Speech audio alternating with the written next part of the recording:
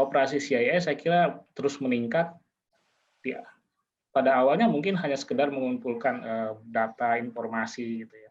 Tapi kemudian meningkat pada tahap bagaimana caranya mempengaruhi dan eh, mengubah situasi politik di Indonesia.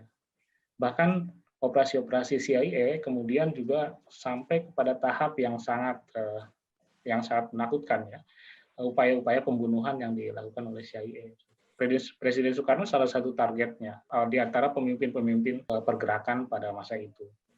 Sehingga di beberapa kejadian ya, diduga itu juga upaya untuk menghabisi Presiden Soekarno misalkan.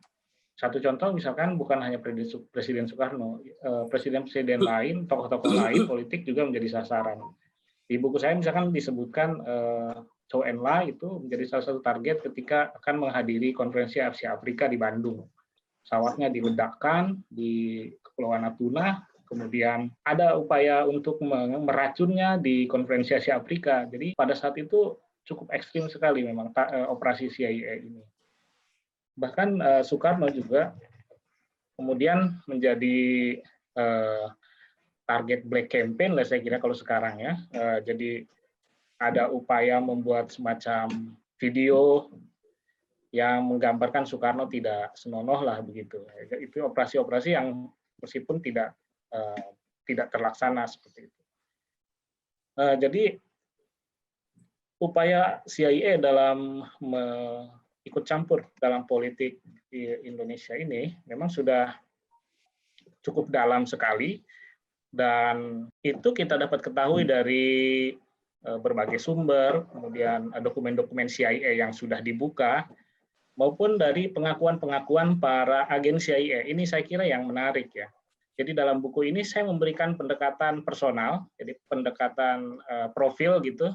Jadi di setiap peristiwa dalam tulisan-tulisan saya mencoba mengambil satu tokoh dalam peristiwa operasi ini. Jadi di bukunya di setiap tulisannya hampir selalu ada tokoh yang melakukan operasi. Nah, pengakuan dari tokoh-tokoh ini yang juga membuka mata kita menjadi tahu bahwa operasi CIA ini sudah berlangsung dengan berbagai cara begitu. Dan dalam buku ini memang operasi CIA sangat terlihat dan juga sudah banyak referensi yang dibuat itu dalam peristiwa-peristiwa besar ya. Saya kira kita sudah banyak tahu bagaimana peran CIA pada peristiwa PRRI Permesta. Saya kira itu sudah sangat gamblang ya. Penelitian sebelumnya juga sudah sangat kuat berdasarkan dokumen-dokumen Amerika Serikat.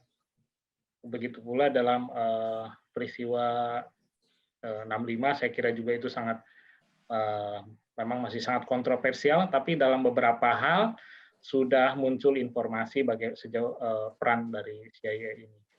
Nah, sebagai penutup, saya ingin menyampaikan bahwa memang buku ini mencoba juga mencari tahu operasi yang muncul belakangan begitu pada era setelah Orde Lama. Dan pada Orde Baru ya juga muncul peristiwa operasi-operasi CIA yang juga sangat menarik begitu. Dan buku ini ditutup oleh sebuah peristiwa yang baru terjadi belakangan ini tahun 2020.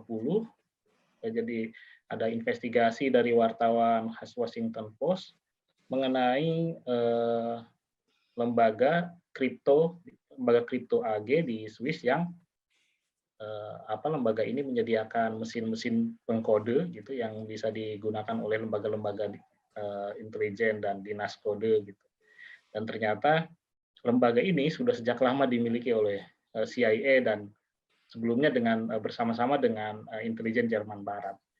Nah, pada 2020 kemarin itu sempat dibongkar bahwa organisasi negara yang menjadi menggunakan mesin dari kripto AG ini salah satunya adalah Indonesia gitu. Artinya kita menggunakan mesin mesin kode yang bisa disadap dan bisa digunakan datanya oleh Amerika Serikat.